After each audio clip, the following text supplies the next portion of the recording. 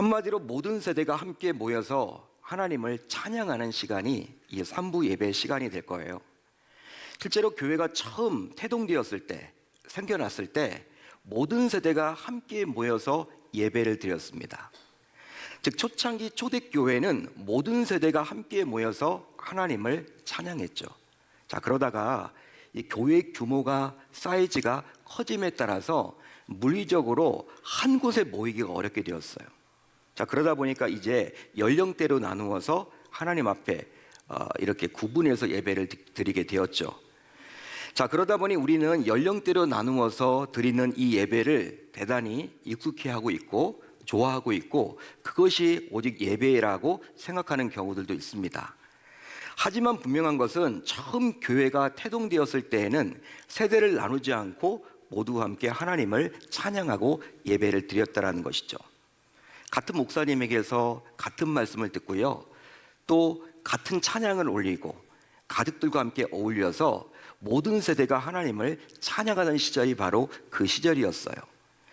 물론 모든 세대가 함께 예배를 드리게 되면 그동안 익숙해져 있던 예배 분위기와 또 예배 스타일, 예배 형식에서 다소 벗어나기에 조금 어색하기도 하고 심지어 불편하기도 하겠지만, 부모 세대가 자녀 세대, 심지어 손주 세대와 함께 예배를 드리게 되면서 자녀들과 손주들이 부모로부터 또 조부모로부터 신앙을 공유받아서 계승할 수도 있습니다. 따라서 오늘 드려지는 온세대 예배는 다른 무엇보다도 신앙의 계승 측면에서는 많은 유익이 있다라고 말할 수 있을 거예요. 여러분, 현재 우리나라는 저출산 문제 해결이 가장 시급한 당면 과제가 되었습니다. 저는 이 저출산 얼마나 심각한지 강의를 한번 듣고 나서 요즘에 이거 큰 문제구나. 여러분, 남의 일이 아니에요. 이게 정말 심각합니다. 저출산 문제만큼 경제 위기 아무것도 아닙니다. 저출산 문제를 지금 해결하지 못하면요, 자칫 잘못하면 우리나라 정말 어려워집니다. 저출산 문제를 해결하지 못하게 되면 비단 국가의 노동력 저하, 경제력 저하, 군사력 저하뿐만 아니라 아예 국가 자체, 이 대한민국 자체가 없어질 수도 있어요. 이게 어떤 말이냐면 국가의 3요소 가운데 하나가 바로 국민 아닙니까? 근데 국민이 숫자가 줄어들어요. 확 줄어들게 되면요, 이제 영향력을 발휘하지 못하는 나라가 되는 거죠. 어느 정도 인구가 있어야지만 우리가 여러분 사업장을 열어도 장사가 될 거 아닙니까? 팔아줄 사람이 있잖아요. 예를 들어 우리가 식당을 열어도 사 먹을 사람이 없으면 그 식당 망하는 것 아닌가요? 어떤 옷가게를 우리가 열더라도 여러분 사는 사람이 있어야지만 그게 팔려서 이게 운영이 될 텐데, 국민 자체가 줄어들면요, 이건 큰 문제라는 것이죠. 나라 자체가 거의 정말 없어질 수가 있습니다. 그러기에 저출산 문제는 우리 모두 심각하게 인식해야만 하는 것이죠. 자, 그런데요, 이런 저출산 문제는 한국교회도 심각한 위기를 초래하고 있습니다. 왜냐하면 각 교회마다 다음 세대가 예전에 비해서 현저하게 줄어들었기 때문이에요.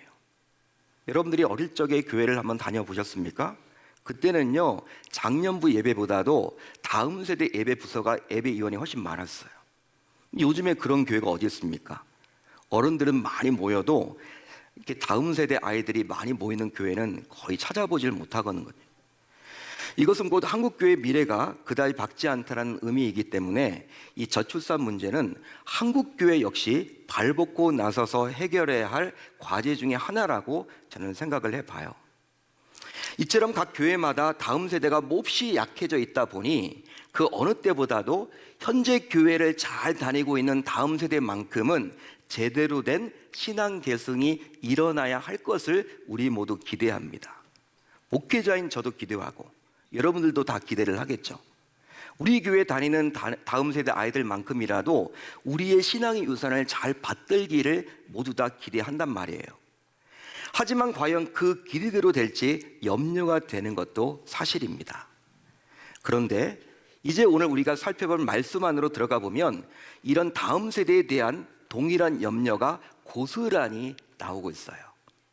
자, 오늘 말씀 이제 10절을 한번 볼까요? 10절 한번 우리 천천히 같이 한번 읽어봅니다. 시작. 그 세대의 사람도 다 그 조상들에게로 돌아갔고 그 후에 일어난 다른 세대는 여호와를 알지 못하며 여호와께서 이스라엘을 위하여 행하신 일도 알지 못하였더라. 아멘. 자, 이 말씀 보시면요, 그 후에 일어난 다음 세대가 아니라 다른 세대라고 표현을 하고 있어요.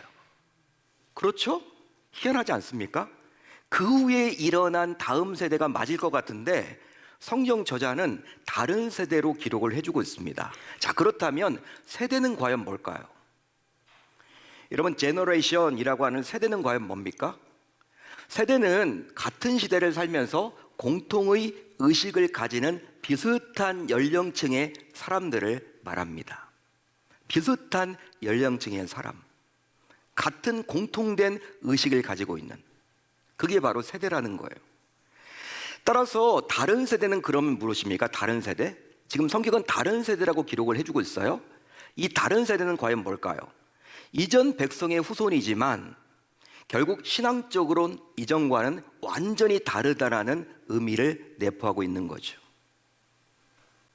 그런즉 여호와를 알지 못하며 여호와께서 이스라엘을 위하여 행하신 일도 알지 못했다라고 나와 있는데, 이 말은 과연 어떤 말이냐면 하나님을 잊어버렸다, 하나님을 놓쳤다, 하나님을 섬기지 않는다, 하나님을 믿지 않는다, 하나님을 알지 못한다, 그런 뜻이에요. 자, 그런데 한번 생각을 해보십시오. 이것은 너무나도 커다란 충격이라 감히 말할 수 있겠죠. 쇼킹한 이야기입니다. 왜 그러냐면 이스라엘 백성들은 태어나면서부터 율법을 통해서 하나님에 대해서 적극적으로 배웠기 때문이에요. 실제 유대인들은요, 어릴 적부터 율법을 읽고 쓰고 심지어 손목에 베어 기호로 삼고 미간에 붙여 표를 삼고 심지어 문설주와 바깥문에 기록할 정도로 율법을 가까이 하고 말씀 중심의 삶을 온전히 살아왔단 말이에요. 그런데 그런 율법 중심의 삶을 살았던 그들이 어떻게 하나님을 떠날 수가 있을까? 하나님을 믿지 않을 수가 있을까? 하나님을 놓칠 수가 있을까? 하나님을 잊을 수가 있을까? 우리는 의문을 가질 수밖에 없다라는 것이죠.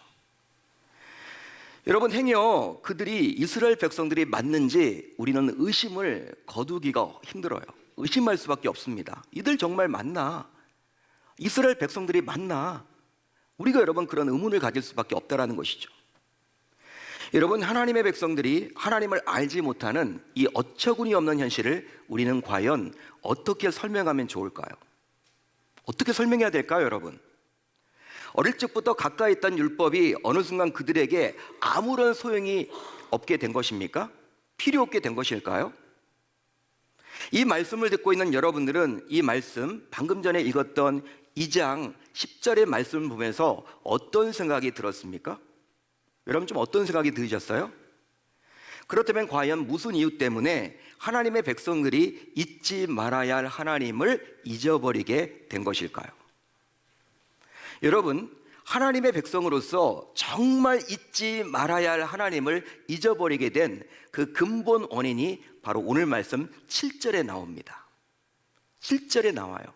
따라서 7절은 무엇이냐면 어떻게 하나님의 백성들 사이에서 다음 세대가 다른 세대가 될 수 있는지 그 이유가 나온다라고 말할 수 있는 본문이에요. 7절이 바로 그러기 때문에 중요합니다. 우리 7절을 한번 같이 읽어봅니다. 시작. 백성이 여호수아가 사는 날 동안과 여호수아 뒤에 생존한 장로들 곧 여호와께서 이스라엘을 위하여 행하신 모든 큰 일을 본 자들이 사는 날 동안에 여호와를 섬겼더라. 아멘. 여러분, 이 구절에 따르면 여호수아와 그와 함께했던 장로들이 있을 때 백성들은 누구를 잘 섬겼다고 나와요? 여호와 하나님. 하나님을 잘 섬겼습니다. 자, 그런데 이 말은 어떤 말이냐면, 어떤 말을 내포하고 있냐면 곧 여호수아와 그와 함께했던 장로들이 모두 죽은 이후에 백성들을 하나님께로 이끌 바른 지도자가 없어졌고 그 결과 백성들은 하나님을 모르는 다른 세대가 되었음을 말하고 있는 거예요. 그런 의미도 됩니다. 실제로 여호수아는 오직 나와 내 집은 여호와만을 섬기겠다라고 선포했어요. 여러 사람들 앞에서 오직 나와 내 집은 여호와만을 섬기겠다. 이렇게 선포함으로 말미암아 하나님에게서 자꾸 멀어지려고 했던 백성들을 하나님께로 돌이켰습니다.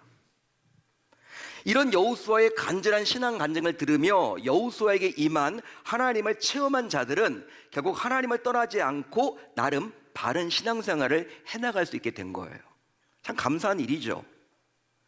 하지만 이제 나이가 들어서 여호수아도 110세의 나이에 죽게 되었습니다. 그리고 또 그와 함께 사역했던 장로들이 모두 죽게 되자 이제 남은 백성들은 하나님을 잊어버린 다른 세대가 되어 버렸다라는 거예요. 한마디로 이전과는 완전히 다른 신앙적 행태를 가진 곧 무늬만 하나님의 백성인 다른 세대가 되어 버렸습니다. 무늬만 하나님의 백성이에요. 이 부모 세대, 조부모 세대와 같은 하나님을 믿는 게 아닙니다. 그 같은 형식의 하나님을 믿는 게 아니라 자기 나름의 하나님을 믿기 시작한 거예요. 그런즉 여호수아 사후에 다음 세대가 다른 세대가 되어서 결국 하나님의 자녀와는 거리가 먼 삶을 살게 되었다라는 것이죠. 그렇습니다. 이제 이 말씀을 좀 더 깊이 한번 묵상을 해보려고 그래요. 우리가 지금 짧은 구절을 읽었지만 이 말씀 안에 담긴 내용이 과연 어떤 의미인지 제가 묵상한 내용을 토대로 여러분들과 함께 나누려고 합니다. 묵상을 해보면요, 여호수아가 사는 날 동안에 백성들은 하나님 중심으로 살았습니다. 할렐루야. 그렇게 백성들은 모든 것을 하나님 중심으로 생각하고 하나님 중심으로 말하고 하나님 중심으로 행동했어요. 얼마나 멋집니까?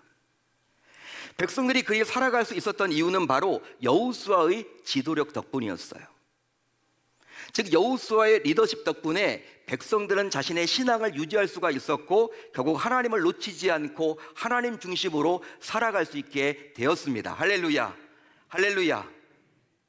그뿐 아니에요.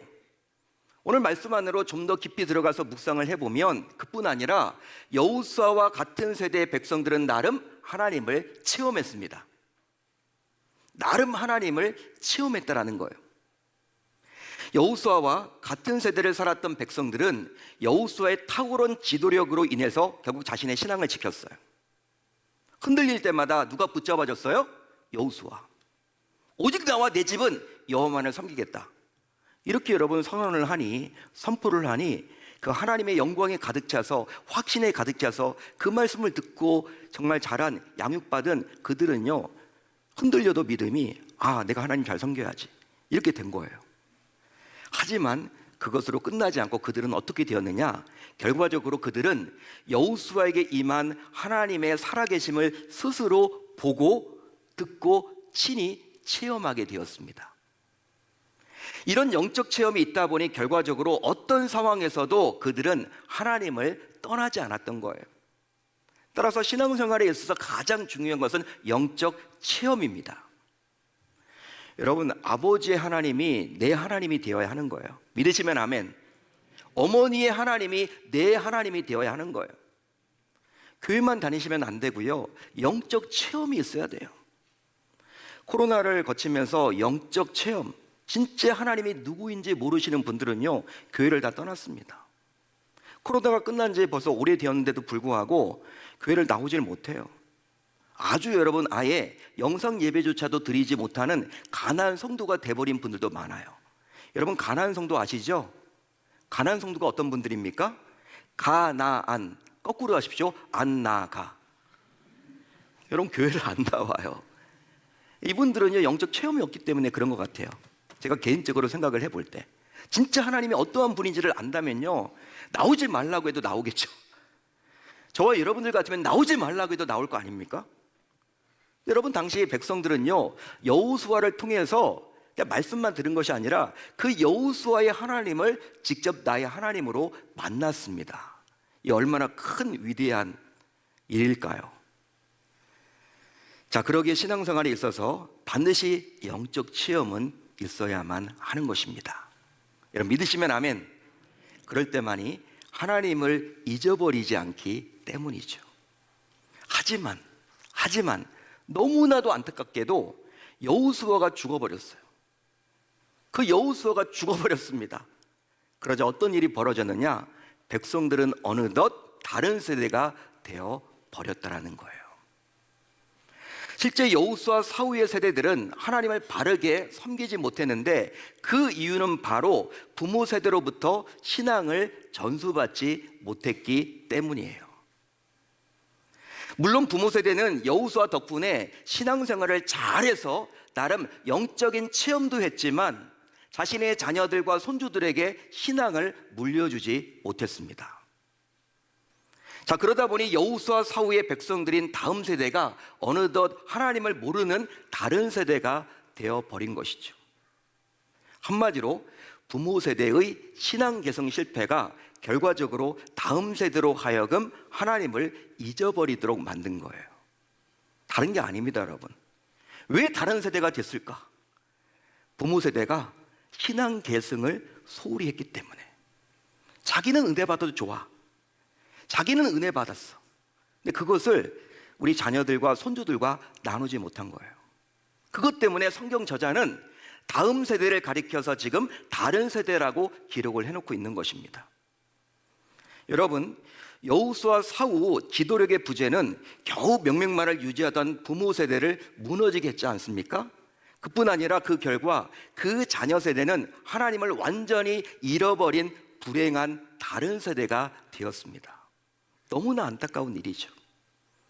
자, 그러다 보니 그 다른 세대는 하나님 중심이 아니라 자기 소견에 옳은 대로 행했는데 그 세대가 바로 이스라엘 역사 가운데 가장 부끄럽고 수치스러운 사사시대를 장식하게 되었다는 거예요. 성경을 여러분 보시면요, 왜 사사기가 나옵니까 갑자기? 여호수아서 다음에 사사기가 나오잖아요. 왜 나올까요, 여러분? 여러분, 부모 세대로부터 이 신앙의 계승을 받지 못한 세대가 바로 사사시대, 암흑의 시대죠. 재앙의 시대죠. 그걸 만나게 된 거예요. 따라서 사사시대는 어떤 의미에서 하나님의 선민 이스라엘 백성들의 신앙 계승이 실패한 결과라고 말할 수 있습니다. 할렐루야, 할렐루야.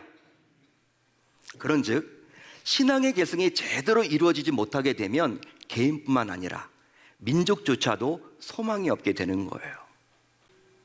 우리가 먼저 일어나야만 하겠죠. 그 결과 믿는 자들의 자녀들이 부모로부터 조부모로부터 신앙을 계승받아서 하나님의 복을 받아야 할 줄로 믿습니다.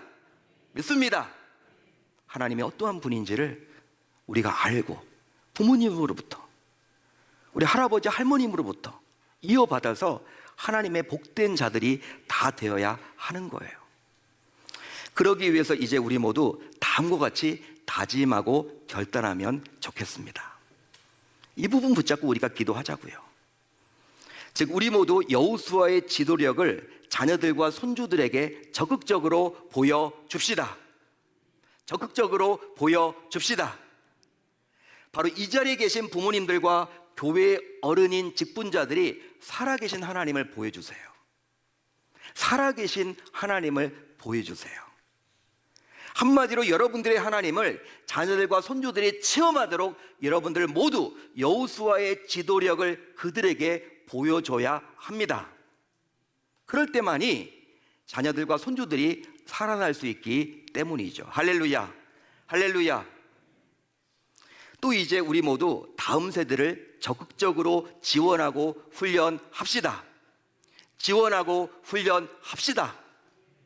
아시다시피 신앙은 저절로 자라지 않습니다. 저절로 자라지 않아요, 여러분. 신앙은 노력이 필요합니다. 하나님이 우리를 불러주신 것은요, 우리를 구원시켜 주신 것은 은혜예요. 내 노력으로 안 돼요. 구원받은 이후의 삶은 자신이 책임져야 하는 거예요. 누가 안 해줍니다. 내 믿음 성장을 위해서 내 노력이 필요해요. 따라서 억지로라도 다음 세대를 깨워야만 하겠죠. 억지로라도. 우리가 반대로 지금 하고 있어요. 여러분, 학교 교육은요, 자율로 맡기셔야 됩니다. 여러분, 학교 교육은 자율이고요, 원래 이 여러분 신앙교육은요 타율이에요. 타율. 여러분, 사탄 마귀가 우리 자녀들 그냥 놔두면요 다 데려가 버립니다. 예수 못 믿도록 만들어요. 근데 우리는 반대로 하죠. 교회는 그냥 네 마음대로 해. 네가 알아서 해. 학교 공부가 중요해. 학원 한번 안 가면요 난리를 치고. 완전히 지금 우리는 반대로 하고 있다라는 거예요. 그러니까 억지로라도 다음 세대를 깨워야만 하는 거예요. 진지하게, 아들아, 딸아, 내가 만난 예수님은 바로 이런 분이야. 여러분 이야기 한번 나눠보신 적이 있나요? 오늘 밤이라도 우리 주님이 오시면 우리는 다 천국 가는데, 내가 그렇게 여러분 사랑하는 내 자녀들, 내 손주들이 지금 교회도 안 다니고 믿음에서 벗어나 있다면, 예수님을 알지 못한다면 지옥 갈 거 뻔한데 여러분 지금 잠이 오십니까? 이것보다 여러분 더 중요한 문제가 어디 있단 말입니까? 또 자녀들과 손주들이 교회를 다니고 있다면 그냥 그것으로 만족하고 있지는 않나요? 진짜 그 자녀들이 어떤 영적 체험을 가지고 있는지, 목사님의, 전도사님의 어떤 말씀에 은혜를 받고 있는지 여러분들이 그들의 신앙을 점검해 보신 적은 있으신가요? 행여나 장성한 자녀들이 듣기 싫어한다라는 이유만으로 신앙의 우산을 전할 기회를 날려버리지는 않았나요?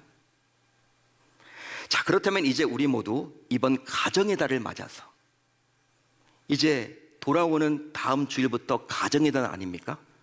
돌아오는 가정의 달을 맞아서 자녀들을 만나고 손주들을 만났을 때 믿는 부모로서 자녀들과 손주들의 신앙을 제대로 점검해 주시기를 당부드립니다.